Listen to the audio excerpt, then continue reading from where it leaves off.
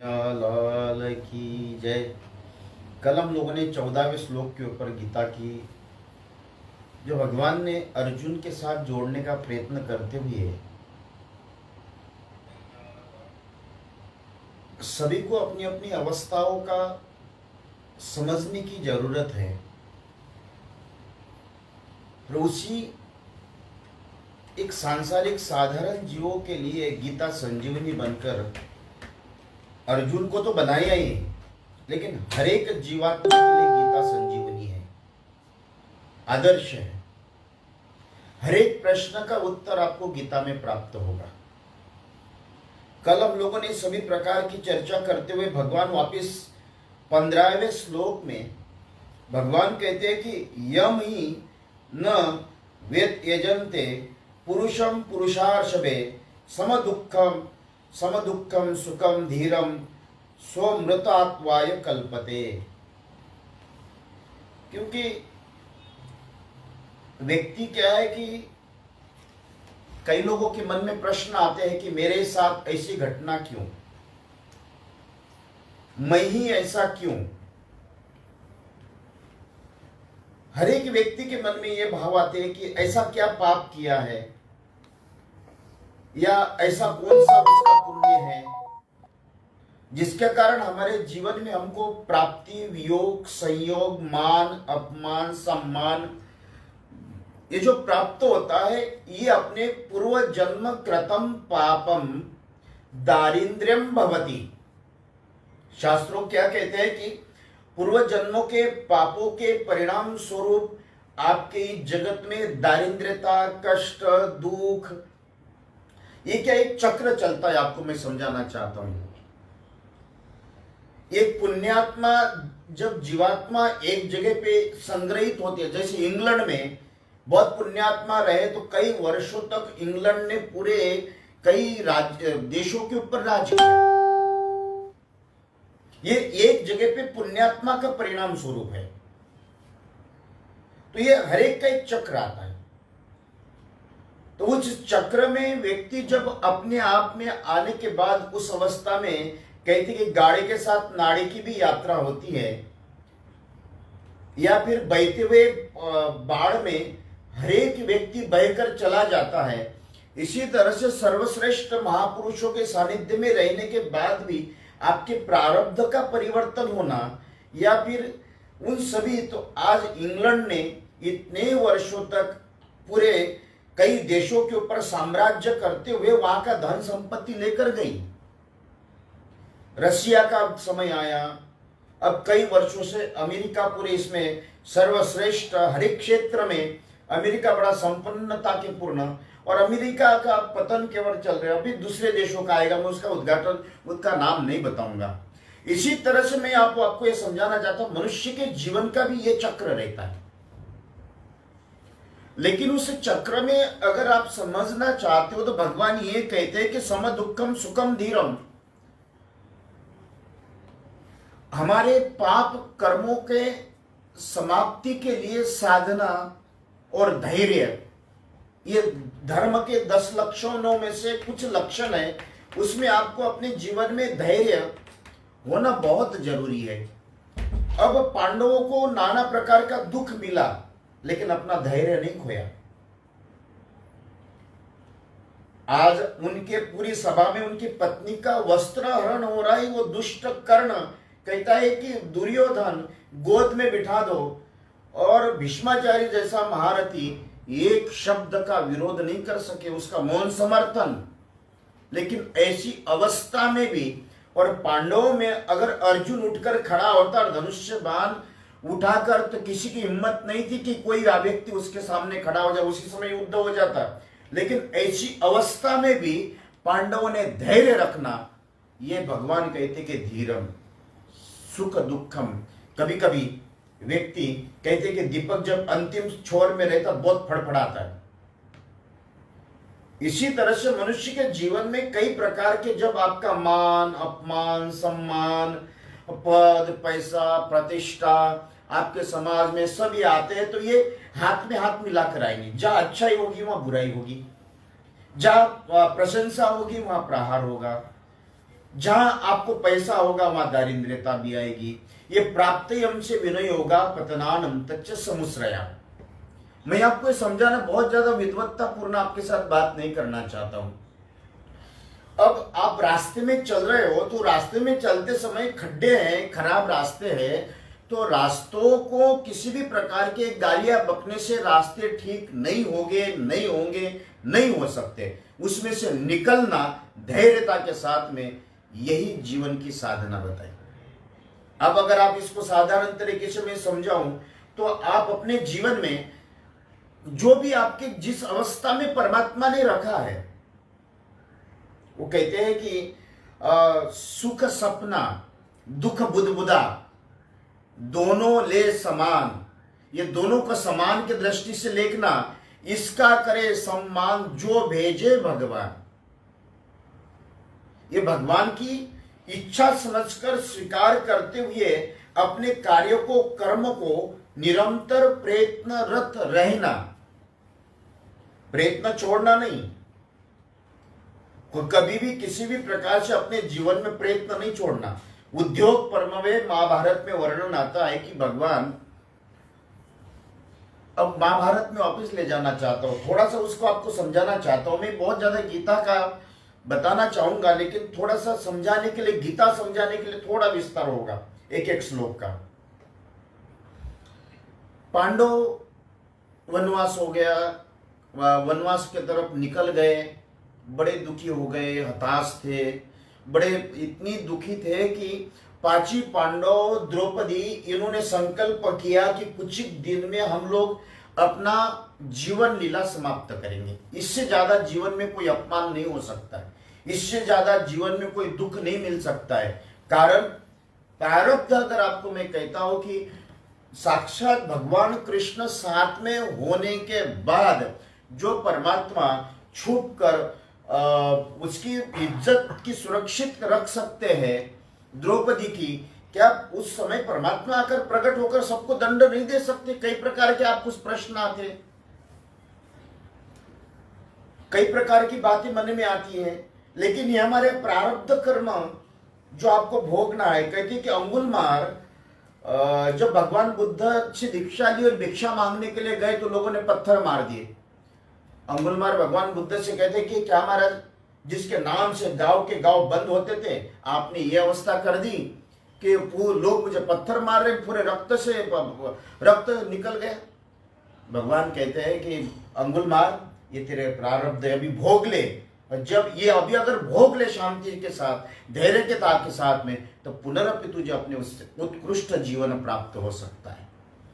तो कभी कभी संकट के समय में पांडवों की अवस्था महाभारत में आपको मैं बताना चाहता था कि जब पांडव झोपड़ी बनाकर कोई किसी का खाने के लिए, कभी कभी संसार में जब आप कष्ट आता है तो कई प्रकार के प्रश्न मन में उठते हैं कि ये क्या, मन नहीं लगता है, उदास हो जाता है, उच्चाटन उत्पन्न होता है, सारी दुनिया बेकार दिखने लगती है। कई प्रकार की ये चीजें मनुष्य के जीवन में, सब ये मेरा था, इसके लिए मैंने ये कर दिया, उसके लिए ये मैंने कर दिया, नाना प्रकार का बखान हम लोग अपने आप में करते हैं। उसने मेरे साथ में क्या किया, ये इतना ही समझना कि परमात्मा आपको अपने जीवन में परीक्षण के साथ में पूर्ण करने का प्रयत्न परमात्मा कर रहे हैं। इसलिए उन सभी चीजों के किसी भी जिस अवस्था को, तो पांडव उन्होंने अपने, जैसे परमात्मा को पता चला कि परमात्मा उद्योग पर, सबसे पहले वहां पांडवों के पास गए और पांडवों को डांटा नहीं। कितनी विवेकपूर्ण बात करी पांडवों से, बिना डांटे कहते कि तुम मेरे हो। ये बहुत बड़ी सांत्वना और उसकी सहायता और उसका धैर्य माना गया। पांडवों को जैसे ही कहा कि तुम मेरे हो, तो पांडवों के पांची पांडवों में, द्रौपदी में हर्षों के साथ में द्रौपदी की आंखों में से अश्रु बहने लगे। द्रौपदी स्वाभाविक इतना अनन्य प्रेम रखने वाले द्रौपदी के प्रति, द्रौपदी भी देखती थी कि मेरी लाज तो इन्होंने ही रखी है। तो द्रौपदी ने बहुत सारी शिकायत कर दी, आपने क्या किया, क्यों ऐसा, क्या पाप है, क्या कारण है। द्रौपदी के प्रारब्ध और पापों का सारा वर्णन करते हुए भगवान ने एक शब्द और कहा, अब उधर नहीं जाऊंगा ज्यादा। द्रौपदी से कहते, द्रौपदी तेरी शिकायत स्वाभाविक है, लेकिन तेरे प्रारब्ध में ही ये बात लिखी हुई थी। पूर्व जन्म के ऐसे कुछ कर्म थे, उसके कारण तुझे भोगना पड़ रहा है। हे द्रौपदी, आज जो तू रो रही है, ध्यान रखना, लिख के रखना, आज से 13 साल के बाद कौरवों की पत्नियां तेरे से कई लाख गुना रोएगी, ये ध्यान रखना। ये धैर्य है। पांडव से कहा, युधिष्ठिर से, अर्जुन से, सभी से बात करते हुए, देखो आपके जीवन में कठिनाई है, संघर्ष है। आप अभी ये सब समझ में, ये अवस्था कभी कभी मनुष्य के जीवन में आपको लगता होगा कि हम पदोच्चत हो गए, हम दरिद्री हो गए, पहले बहुत बड़े थे, बहुत इसमें रहते थे, अब इस अवस्था में आ गए। ये आपका कोई लेना देना नहीं होता है। ये परमात्मा आपके जीवन को घड़ाने के लिए कभी कभी इस तरह की घटनाएं घटाता है। मैं मेरे जीवन से बात करता हूं। कभी कभी जब हम लोग आश्रमों से निकले तो बड़ी कठिनाई, लेकिन पहाड़ों में जब निकले तब भी बड़ी कठिनाई। लेकिन अब मैं अपने जीवन में चिंतन करता हूं कि अगर मैं पहाड़ में नहीं होता तो इस अवस्था में नहीं आता। उस समय अच्छा नहीं लग रहा था। तो यही जीवन का पतन, उत्थान, ये सभी अवस्थाओं में परमात्मा ने यही कहा है कि सम दुख सुखम धीरम स्वमृतात्वाय कल्पते। ये चक्र है अर्जुन। इसमें इतना ही आपको ध्यान रखना है कि आपके जीवन में किसी भी प्रकार की अवस्था आएगी। ये मनुष्य है, वैसे दीर्घ संसार रोगस्य विचारम महाऔषधि, संसार सागरम गंभीर पारम दुखोर विविध मोह मत्स्य तरंगे। शास्त्रों ने क्या कहा, इस संसार में मनुष्य अगर जन्म लेता है या 84 लाख योनियां अगर जन्म लेती हैं, तो हरेक व्यक्ति को अपने अपने परिस्थितियों के साथ में अपना अपना दुख उसके जीवन में है। अगर आप भिखारियों के संगठन में चले जाओ तो उसमें भी बड़ा है, उसमें भी मध्यम है, उसमें भी कनिष्ठ है, दरिद्री है। मध्यमों में जाओ, आज आप मध्यम वर्ग में जाओ तो उसमें भी बड़ा है, उसमें भी मध्यम है, उसमें भी कनिष्ठ है। आप अगर बड़े लोगों में जाओ तो नंबर, पूरे दुनिया का नंबर 1 पैसा किसके पास में है, उसमें भी बड़ा है, तो नंबर 10, 50, 100 ये भी नंबर आएगा। हर एक वर्ग का आप अपनी अवस्था के साथ, उसके साथ में वो अपनी अवस्था उसको प्राप्त होगी। चाहे राजनीतिक क्षेत्र में जाओ, सांसारिक क्षेत्र में जाओ, गांव में चले जाओ, मोहल्ले में चले जाओ, या कौन से भी, वो कहते एक दृष्टांत याद आया मुझे। एक व्यक्ति एक साधु के पास गए और उन्होंने कहा कि महाराज मैं सुखी होना चाहता हूं। तो संत ने कहा कि मैं तुझे सुखी करना चाहता हूं, जा किसी सुखी आदमी का, व्यक्ति का वस्त्र लेकर आ। और वो पूरे भारत में 6,70,000 गांवों में एक एक व्यक्ति से मिलकर आया। आने के बाद सबसे पूछा क्या तू सुखी सुखी सुखी। एक व्यक्ति मिला, एक खम्भे के नीचे बैठा हुआ, और उसको कहा तू सुखी है? हाँ। बोले मैं दुनिया का सबसे सुखी शहंशाह मैं हूं। बोले मुझे वस्त्र दे। बोले मेरे पास वस्त्र नहीं है। ये मेरी बात समझने का, मैं इस श्लोक को थोड़ा विस्तार के साथ आपका, क्योंकि हर एक व्यक्ति की, एक विद्यार्थी जीवन में चले जाओ तो उसको शिकायत,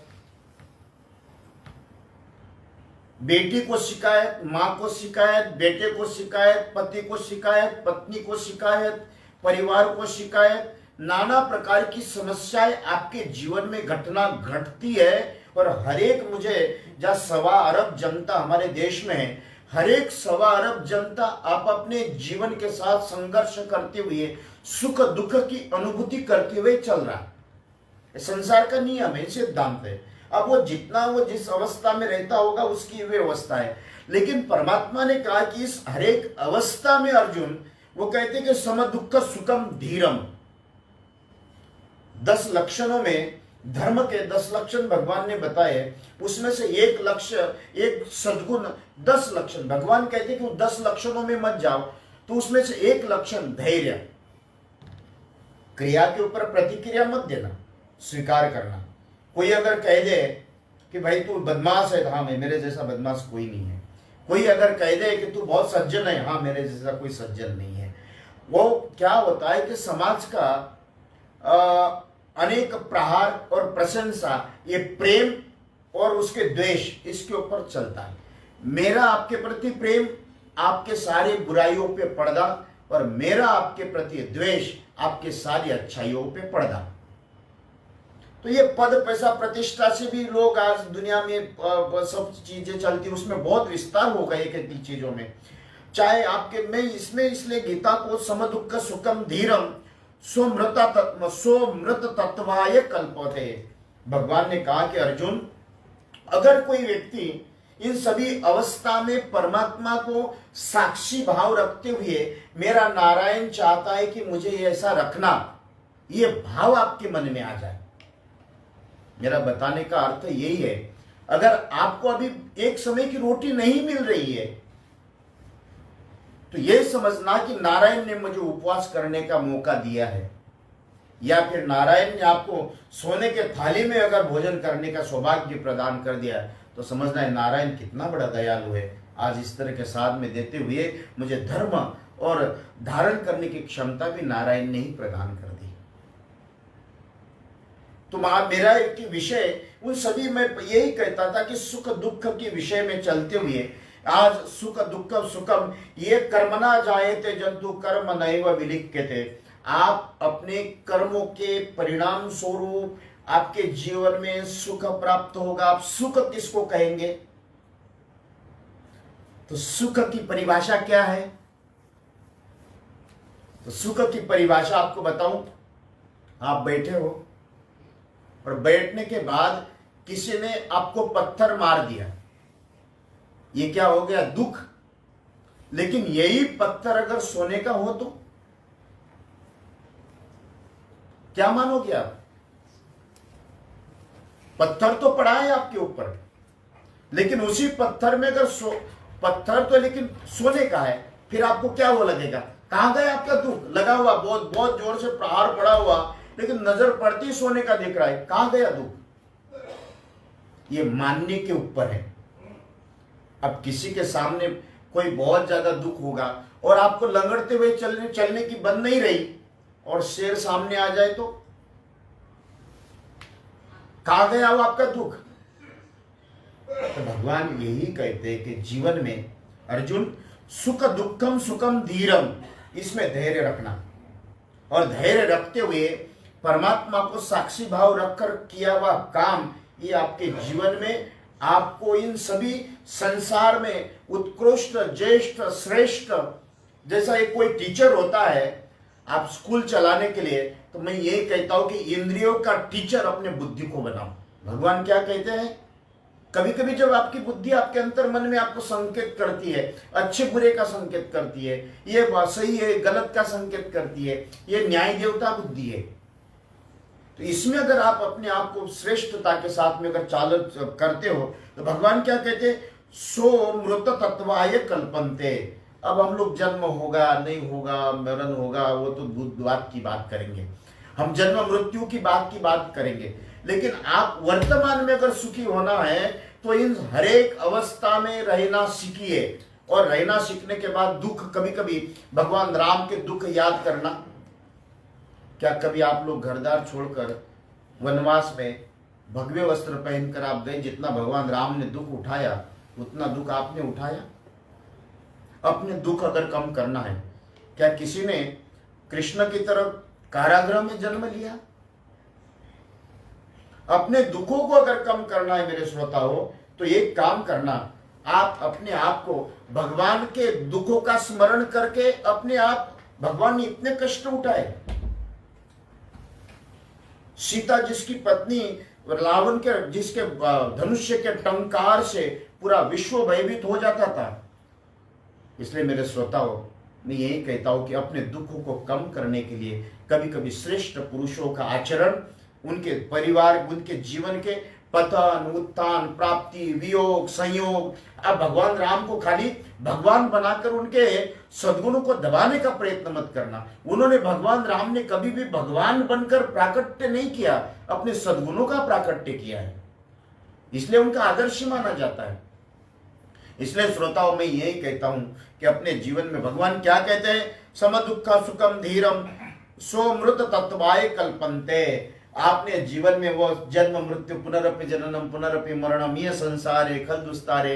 अब हम लोग जन्म, मुझे लगता है इस जीवन में ही आप अपने जीवन को सर्व उत्कृष्ट बनाकर धैर्य अपने मन में, हाँ दुख है, खाने के लिए रोटी नहीं मिलेगी, नहीं मिलेगी चलेगी, लेकिन हम लोग और उसके लिए प्रयत्न करेंगे। क्यों नहीं मिलेगी? क्या कारण नहीं मिलने का? पढ़ाई क्यों नहीं हो रही? पढ़ना है, रोज 3-4 घंटे पढ़ेंगे। इसलिए श्रोताओं, आज हम लोग खाली 15 दूसरा अध्याय सांख्य योग है। आगे भी सांख्य मतलब दृश्य और अदृश्य, सगुण और निर्गुण, इन दोनों के विषय की चर्चा सांख्य योग में बताई है। उसके ऊपर आगे चल के चर्चा करूंगा। भगवान उसके ऊपर बहुत विस्तार के साथ चर्चा कर रहे हैं। मैं आपके साथ इसलिए बात आज एक ही श्लोक के ऊपर चर्चा की है। कल अपन हम 16वें श्लोक के ऊपर चर्चा करेंगे। आज इतना ही कहते हुए वाणी को विराम देता हूं। कृष्ण कन्हैया लाल की जय।